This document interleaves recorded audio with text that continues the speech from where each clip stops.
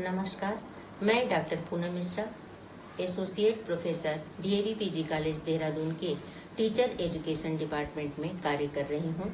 आज मैं आपको एनईपी नेशनल एजुकेशन पॉलिसी 2020 के विषय में बताऊंगी, जिसकी घोषणा 29 जुलाई को अभी हाल में ही हुई है। नई शिक्षा नीति नेशनल एजुकेशन पॉलिसी देश दुनिया की बदलती हुई जरूरतों के अनुसार शिक्षा के क्षेत्र में एक महत्वपूर्ण बदलाव है।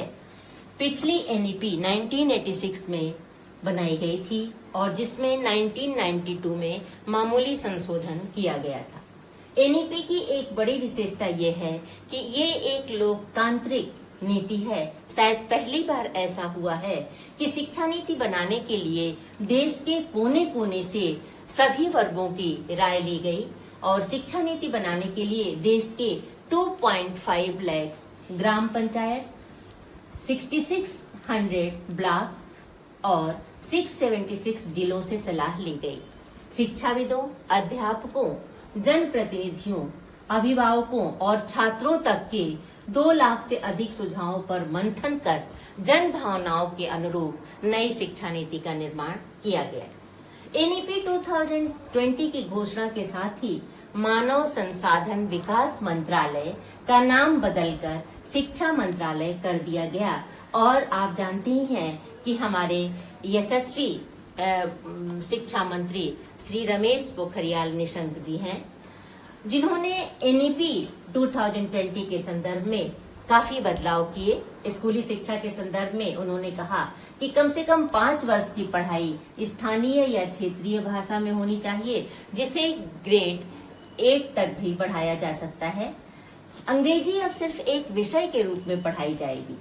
शैक्षणिक मनोविज्ञान तथा यूनेस्को की 2003 की रिपोर्ट के अनुसार मातृभाषा में संप्रेषण, कम्युनिकेशन और संज्ञान मीन्स कॉग्निटिव डेवलपमेंट सहज और शीघ्र हो जाता है, जो पूर्ण संज्ञानात्मक विकास कॉग्निटिव डेवलपमेंट के लिए जरूरी है, एसेंशियल है।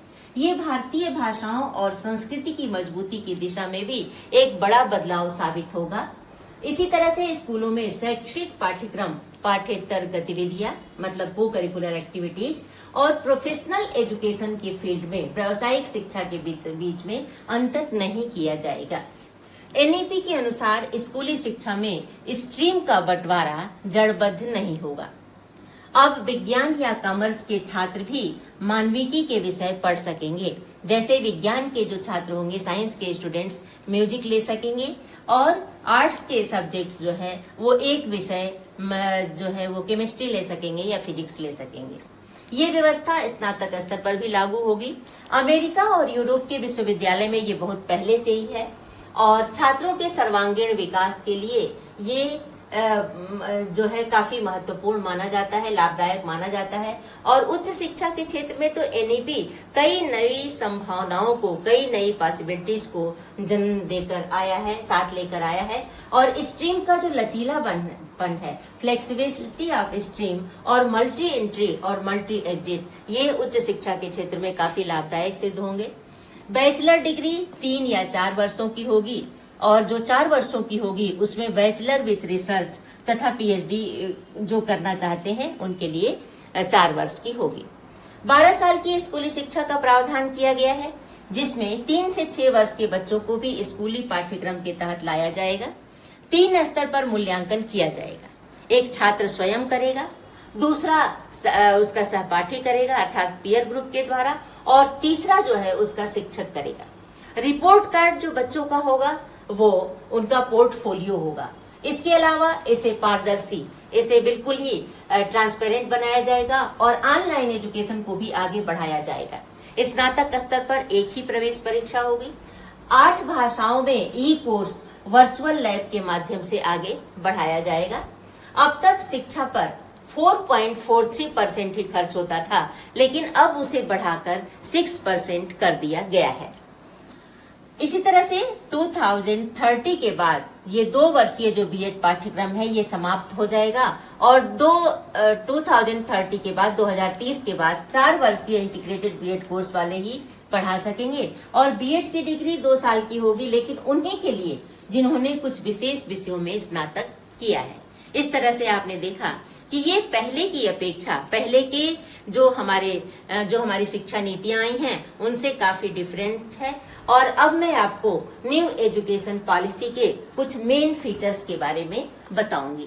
ये जो मेन फीचर्स हैं, ये मेन फीचर्स जो है वो कई लेवल पर है, जैसे स्कूल लेवल पर है, कॉलेज लेवल पर है और हायर एजुकेशन के फील्ड में है। तो सबसे पहले मैं एजुकेशन लेवल पर सबसे पहले एलिमेंट्री लेवल पर मैं आपको बताऊंगी, जिसमें ECCE for all by 2030, NCF for ECCE। ECCE का अर्थ है early childhood care and education, इसका अर्थ है। उसके बाद है preparatory class Bal Vatika for 5-6 years old, achieve 100% gross enrollment ratio in school education by 2030, new curricular and pedagogical framework of 5+3+3+4.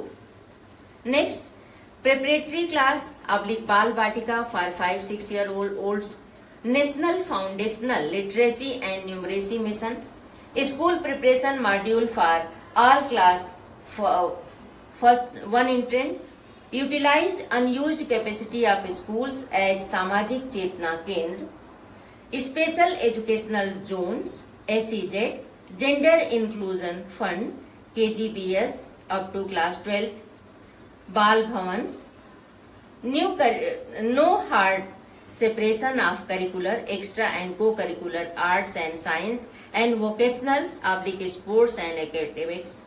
Next, curricular to integrate Indian culture and ethos at all levels. अब ये देखिए, ये जो पॉइंट है ये काफी महत्वपूर्ण है, क्योंकि इंडियन कल्चर, भारतीय संस्कृति और परंपरा को लाने की इसमें बात कही गई है। Reduction in curricular to core concept के लिए करिकुलम को हम कम करना है, रिडक्शन करना है। Medium of instruction mother tongue / local language / regional language at least up to grade 5th। अब देखिए, ये भी बहुत महत्वपूर्ण बात है कि इसमें जो इंस्ट्रक्शन का मीडियम होगा वो मदर टंग में होगा, मातृभाषा में दिया जाएगा, लोकल लैंग्वेजेस में दिया जाएगा और रीजनल लैंग्वेजेस में दिया जाएगा। ये बहुत महत्वपूर्ण बदलाव है, क्योंकि बच्चे घर में अपनी मातृभाषा बोलते हैं और विद्यालय में जाकर इंग्लिश मीडियम स्कूलों में वो पिकअप नहीं कर पाते हैं। फिर एग्जाम्स इन, नेक्स्ट पॉइंट है exams in 3, 5 and 8 in addition to board exams in 10th and 12th. Board exams modular, low stakes, based on conceptual knowledge and its application. National assessment centre PARAKH बनाया जाएगा।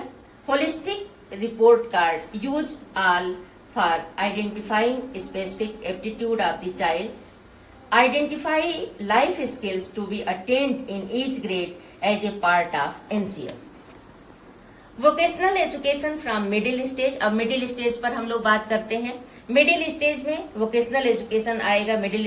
Vocational education from middle stage 10 days bagless internship with local traders / craft persons, लोक विद्या local artist as master instructors in school.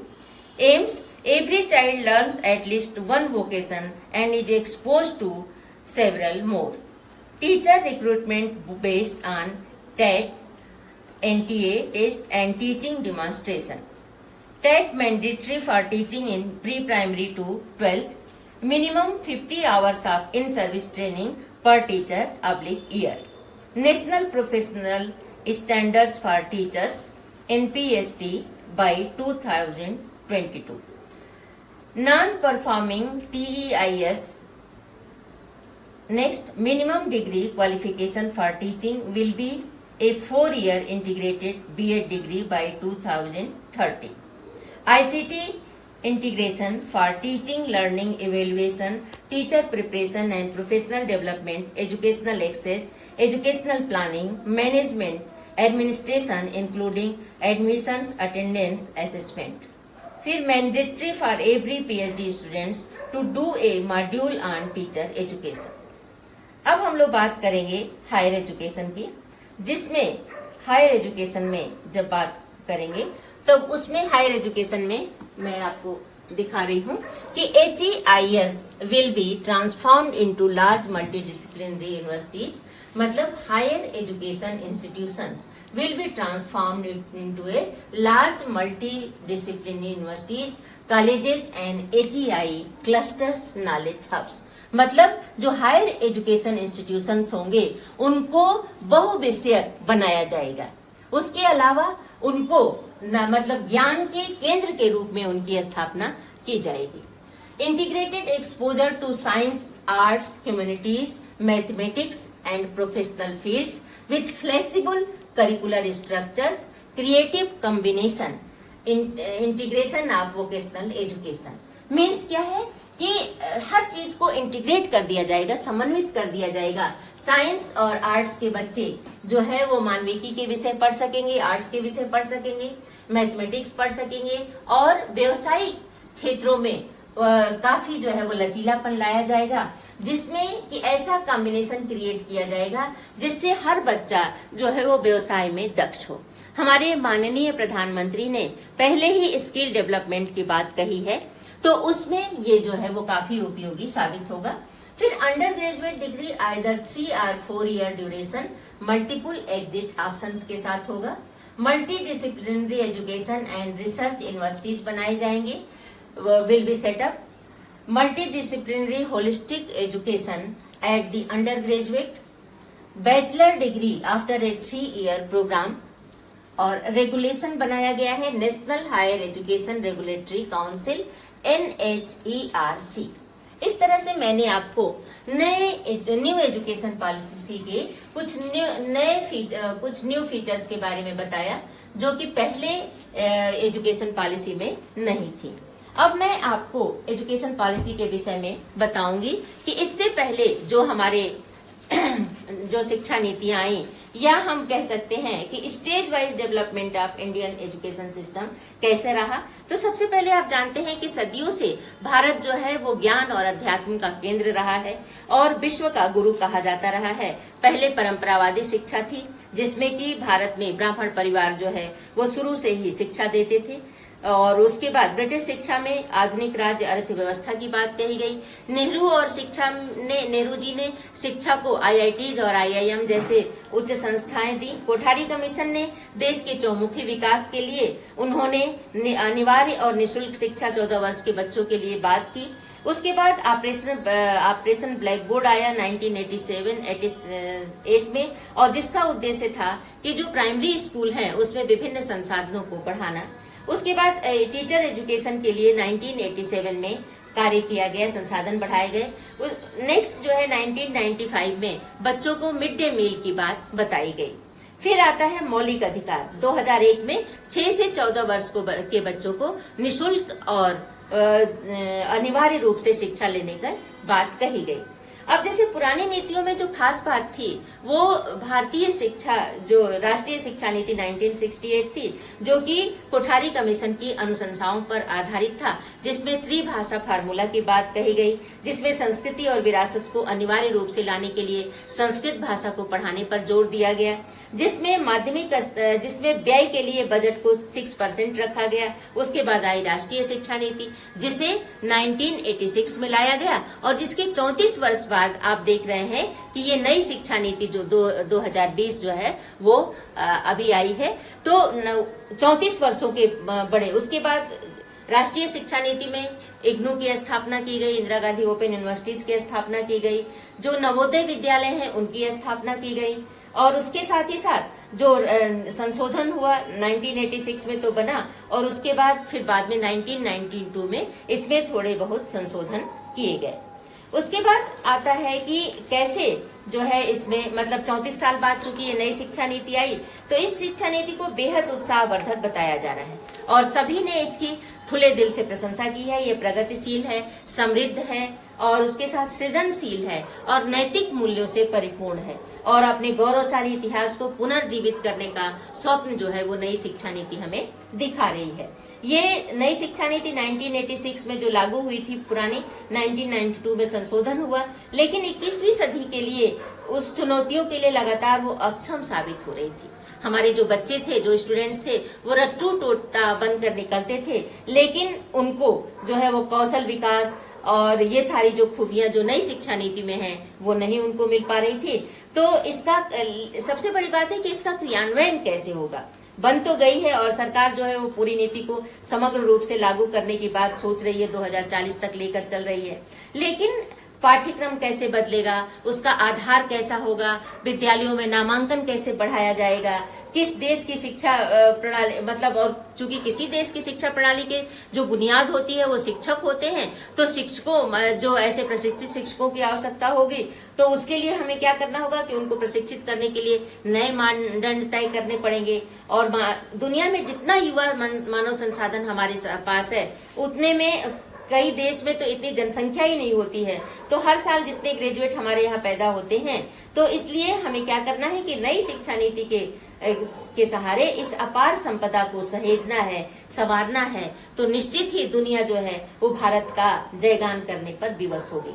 और ये जो नई education policy है, ये जो है एजुकेशन फॉर ऑल के महती लक्ष्य को सामने रखकर किया गया है। और चूंकि शिक्षा शास्त्र में जो शोध बताते हैं कि जो मातृभाषा में हम, मतलब जो बड़ी बात इसमें कही गई है कि मातृभाषा में शिक्षा देने की बात कही गई है, जिसमें मैंने अभी आपको बताया कि जो हमारा संज्ञानात्मक विकास है, जो हमारा कॉग्निटिव डेवलपमेंट है, वो इजिली जो है उसमें हो जाता है अपनी मातृभाषा में पढ़ाने के लिए। तो ये इसमें बात कही गई है। और उसके अलावा जो शैक्षणिक पाठ्यक्रम है उसमें को करिकुलर एक्टिविटीज पे ज्यादा जोर दिया गया है, वोकेशनल एजुकेशन पर ज्यादा जोर दिया गया है। कोडिंग जैसे जो आधुनिकतम वोकेशनल ट्रेनिंग है उसको 6ठी क्लास से ही शुरू करवा दिया जाएगा। और उसके साथ ही साथ ये ग्रेजुएशन प्रोग्राम में भी अगर छात्रों को बीच में किसी कारण से छोड़ना पड़े तो उनको भी क्या है कि उनका सारा परिश्रम धन नहीं व्यर्थ जाएगा, पहले जैसे चला जाता था, अब उनको सर्टिफिकेट या डिप्लोमा जरूर दिया जाएगा। एनईपी में 4 वर्षीय बैचलर विद रिसर्च डिग्री का प्रावधान है, जो आगे मास्टर्स या रिसर्च करने वालों के लिए आवश्यक है। तो हमारे देश में चूंकि युवाओं की बहुत बड़ी तादाद है, तो ऐसे में हमें रचनात्मक उनकी उपयोगिता को और बढ़ाने के लिए उच्च शिक्षा में 2035 तक हमें 3.5 करोड़ नई सीटें जोड़ने की बात कही गई है। गुणवत्तापूर्ण उच्च शिक्षा के लिए उन्हें ज्यादा भटकना न पड़े, इसलिए 2030 तक हर जिले में कम से कम एक बहुविषयक, मतलब multi disciplinary higher education institute की स्थापना की जाएगी और उसमें एकेडमिक बैंक ऑफ क्रेडिट्स लाया जाएगा। तो इस प्रकार से SC, ST और OBC छात्रों के लिए भी ये जो है निजी क्षेत्रों में भी उच्च शिक्षा के अवसर को खोलेगा। उसके अलावा उच्च शिक्षा में समग्र और इंटीग्रेटेड नीति लक्ष्य निर्धारण हेतु भी ये सिंगल रेगुलेशन भारत उच्च शिक्षा आयोग का गठन किया जाएगा। इसके अलावा इस लक्ष्यों को पूरा करने के लिए GDP का 6% बजट भी इसके लिए रखा गया है। और सही समय पर सही कदम को चरितार्थ करती हुई ये NEP 21वीं शताब्दी में भारत में गांधी जी के राम राज्य के स्वप्न को साकार करने में सक्षम है। चुनौती अब इसके क्रियान्वयन की है। बातें तो इसमें बहुत अच्छी अच्छी कही गई हैं, मूल्यों के विकास की बात कही गई है, संस्कृति और परंपराओं को इनकलकेट करने की बात कही गई है। तो ऐसे में अब हमें मतलब इस पर ज्यादा जोर देना है कि इसका क्रियान्वयन कैसा हो। अब हमारे माननीय प्रधानमंत्री ने इस उच्च जो ये शिक्षा नीति है उसके बारे में क्या कहा है, उसमें मैं आपको बता रही हूँ। प्रधानमंत्री नरेंद्र मोदी ने नई राष्ट्रीय शिक्षा नीति को 21वीं सदी की जरूरत बताया है। देश को संबोधित करते हुए उन्होंने बताया कि कैसे ये शिक्षा नीति देश को विकास और सशक्त बनाने में मदद करेगी। इसको लागू होते ही पढ़ाई को लेकर जो बोझ छात्रों के कंधों पर है वो कम हो जाएगा। लंबे समय से छात्र जो है वो एक ही तरह के सिस्टम का शिकार को फॉलो कर रहे थे। ऐसे में उनके भीतर इमेजिनेशन की कमी थी, मतलब वो ज्यादा कल्पनाशीलता उनमें नहीं थी, उनमें क्रिएटिविटी नहीं थी, क्रिएटिव थिंकिंग नहीं था, पैशन फिलॉसफी ऑफ एजुकेशन खत्म हो चुका था। लेकिन नई शिक्षा नीति में इन सभी पर काम किया गया है। ये सच है कि 34 साल बाद शिक्षा नीति में बदलाव किया गया है। ऐसे में हर सवालों पर ध्यान दिया गया है। इसको बनाते समय खास रूप से क्रिएटिविटी, क्यूरियोसिटी और कमिटमेंट। ये तीनों ही शब्द काफी इंपॉर्टेंट हैं। बच्चों में उत्सुकता होनी चाहिए, बच्चों में सृजनात्मकता होनी चाहिए और कमिटमेंट होना चाहिए, क्योंकि कमिटमेंट किसी भी वर्ग के लिए ज्यादा आवश्यक होता है, जिसमें हमारे में लगन हो, हम कार्य करने के लिए कमिट हो, प्रतिबद्ध हो। 21वीं सदी भारत से पूरी दुनिया को बहुत अपेक्षाएं हैं। भारत का सामर्थ्य है कि वो टैलेंट और टेक्नोलॉजी का समाधान पूरी दुनिया को दे सकता है और नई एजुकेशन पॉलिसी इस जिम्मेदारी को भी एड्रेस करती है। तो इस तरह से बच्चों के घर की बोली और स्कूल में सीखने की भाषा एक होनी चाहिए, ताकि बच्चों को सीखने में आसानी होगी। 5वीं क्लास तक के बच्चे अपनी मातृभाषा में पढ़ेंगे, अपने रीजनल लैंग्वेजेस में पढ़ेंगे और उसके अलावा नई शिक्षा नीति का जो स्वरूप है वो जड़ से जग तक होना चाहिए। मतलब हम बिल्कुल किसी भी चीज को बिल्कुल नीचे से शुरू करेंगे, बिल्कुल जड़ से शुरू करेंगे और उसके बाद मनुष्य से मानवता तक, मतलब मनुष्य को मानवता की श्रेणी में ले जाना है, मानव बनाना है, उच्च मानव बनाना है, जिसमें अच्छे मूल्य होंगे, जिसमें जो भारत की जो संस्कृति है कि सदियों रहा है दुश्मन दौरे जमा, जहां हमारा कुछ बात है कि हस्ती मिटती नहीं हमारी, या वसुधैव कुटुंबकम की जो बात कही गई है उसको चरितार्थ करती हुई हमारी शिक्षा नीति होगी, जिसमें अतीत से आधुनिकता तक की सभी बातें होंगी, जिसमें इन सभी बिंदुओं का समावेश किया जाएगा। ऐसी हमारी शिक्षा नीति भारत को बहुत आगे तक ले जाने में हमें मदद करेगी। और ये शिक्षा नीति जो है, हमें आशा है कि इस शिक्षा नीति का क्रियान्वयन हमारे माननीय प्रधानमंत्री और उनके मंत्रिमंडल के द्वारा जल्दी ही किया जाएगा, और जिससे, क्योंकि कहते हैं कि जो हमारी शिक्षा होती है यो फ्यूचर ओरिएंटेड होती है, शिक्षा जो है वो भविष्य आधारित होती है। तो इस तरह से हम आज से 25 वर्ष बाद के भारत की अगर हमें संकल्पना करनी है तो उसकी नींव, उसकी जड़ हमें आज से ही डालनी पड़ेगी, उसकी मतलब हमें नींव आज से बनानी पड़ेगी। तो इस तरह से हम इस नई शिक्षा नीति से एक नए भारत का निर्माण होते देखेंगे, जिसमें मूल्य होंगे, जिसमें परंपराएं होंगी, जिसमें संस्कृति होगी, जिसमें वोकेशनल एजुकेशन होगा, जिसमें कमिटमेंट होंगे, जिसमें प्रतिबद्धता होगी और जिसमें बच्चों में क्यूरियोसिटी होगी। वो व्हाट टू थिंक के बारे में नहीं सोचेंगे, वो हाउ टू थिंक के बारे में सोचेंगे, कैसे चीजों को क्रिएट किया जाए, कैसे चीजों में क्रिएटिविटी लाई जाए, कैसे सृजनात्मकता को डेवलप किया जाए। ऐसे बच्चों को हम डेवलप करेंगे जो राष्ट्र के नव निर्माण में, राष्ट्र के को आगे बढ़ाने में अपनी पूरी भूमिका निभाएंगे। धन्यवाद।